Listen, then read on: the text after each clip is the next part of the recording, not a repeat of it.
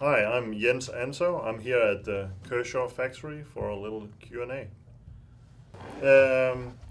I do a lot of sketching, and depending on my level of inspiration on any given day, I will sketch anywhere from one sketch to hundreds before I find that specific thing that piques my interest. I will work on the design with pencil or pen to a certain level, and then I will work it on a CAD program, and I will print out some of the designs in different levels of completion and rework them with pencil and go back and forth. Sometimes it will come very easy, and sometimes I have to fight it a little bit, but it's a process, and it's something that I don't really have a specific solution for it, but I believe that it's also a job, or you could consider it a job, and you just have to get it done, and sometimes it just takes a little longer. Not really. I tend to shift around a lot in blade shapes. I think that, I'm not even sure exactly the proper name of it, but it's a basic drop point or a clip point is something that I work around a lot.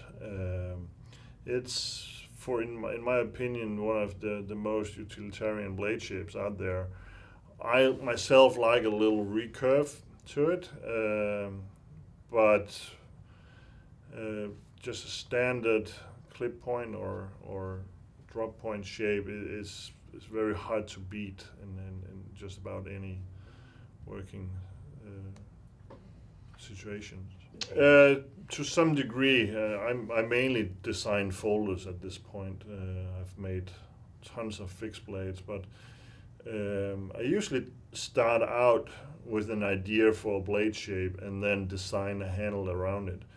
But other times I have, for instance, an idea for a specific size, and obviously, or maybe not so obvious, but I like to pack a lot of blade in a small package, so I will minimize the handle size to the blade size. So, but I always aim to get a very good ergonomic in a knife, regardless of its size and shape. So that, to me, it's key that you have a very useful design. For my custom knives, I prefer a Swedish steel called RWL 34. I found that to be a very good mix of qualities. In my opinion, there's no such thing as a perfect steel. You'll always compromise on strength, sharpness, easiness to sharpen, stuff like that, rust resistance. You can't have one that's good at everything. The RWL, which is similar to CPM 154, is, in my opinion, a steel that gets really nice and sharp. It holds the edge really well, but at the same time it's easy, or fairly easy, for the end user to maintain, which to me is really important. There's no, I don't believe much in having a steel that's going to be razor sharp for months, but the moment that it loses its sharpness, it's difficult or impossible for the end user to sharpen. I think that's a big problem. I love titanium. Yeah. Titanium is something that, for me, is, especially for customers, is something that's just really cool. Besides that, I like synthetics. G10 is just a super material for a good folder. It will hold up to just about anything that you throw at it. It's not slippery when wet, and it comes in a bunch of cool colors. And especially if you're like Ford, you can have it any color you want, especially if it's black. Carbide blades. I don't think I've seen that in a folder, but I'm not sure it would be a good idea either. I use a lot of carbide when I use my CNC mills, and for that it's really good. I doubt that it would be a good choice for a folding knife. You have a lot of stuff going against you. It's very heavy, and it likes to chip off when it's put under stress. So I don't think that would be the better choice. I think that a very good thing would be to seek out a knife maker that you admire. If possible at all, visit them in the shop and get some first-hand knowledge. Then buy some high-quality hand tools, but it doesn't have to be expensive.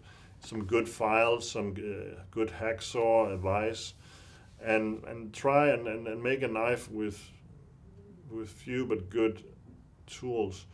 If you figure out that this is something you want to do, and if you can actually make a decent knife with hand tools, then you're capable of stepping up the game and getting some better tools for the job. Get a really good belt grinder. Don't buy the cheap stuff, but save your money and get a really good grinder. The knife maker is only as good as his tools, I'd like to say. And if you get a crappy belt grinder, your work will reflect from it.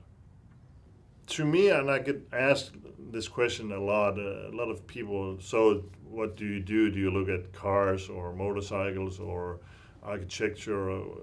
To me, inspiration is not really something that I seek out, but more a state of mind, if that makes any sense. I like to travel.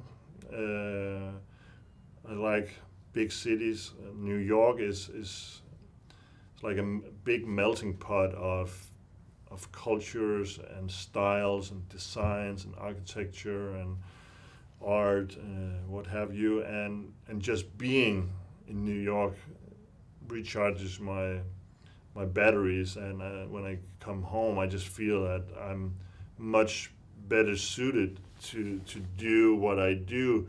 On the other hand, I also consider doing design work as work. So, and I wake up and go to work like anybody else. So I have to be able to be creative on demand. So that's really something that you can't just wait for magic inspiration to hit.